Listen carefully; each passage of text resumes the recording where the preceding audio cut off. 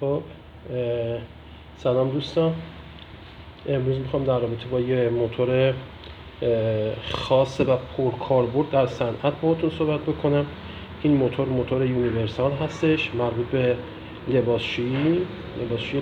لباسشویی که میخوام در رابطه با مشخصات فنی این موتور لباسشویی و مشخصات فنی که روی پلاک این موتورهای لباسشویی درج شده مطالبی رو عنوان بکنم. ببینید، موتورهای لباسشویی جزو موتورهای یونیورسال تک فاز محسوب میشه. یعنی یک الکتروموتور تک فاز هستش، یک الکتروموتوری هستش که با برق تک فاز کار بکنه و روی لباسشویی نصب میشه. یعنی در اصل موتور لباسشویی هستش و عرضم به حضور شما که دارای کلکتور و زغال هستش و ترمینالی که سیم‌های سیمکشی لباسشویی رو بهش وصل میکنن.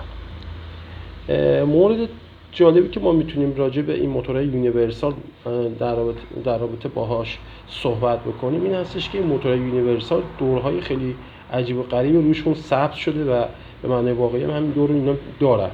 ببین، اگر دقت بکنید اینجا من نزدیک میشم به پلاک این الکتروموتور. اگه دقت بکنیم دور الکتروموتور رو اینجا نوشته چقدر.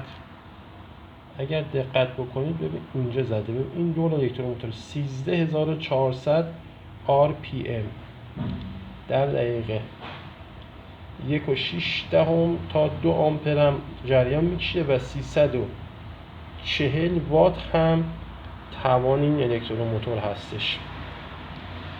کلاس عایقش هم F هستش که اینجا الان اگه دقت بکنید اینجا الان ثبت شده. ولتاژ ورودی که این موتور میتونه باش کار کنه اینجا 220 تا 240 ولت اینجا ثبت شده. این موتورهای بسیار پرکاربردی هستن در صنایع لوازم خانگی و بیشتر رو موتورهای لباسشویی نصب میشن، روی لباسشویی نصب شدن. البته این نوع موتور یونیورسال با این حجم و ابعاد و اندازه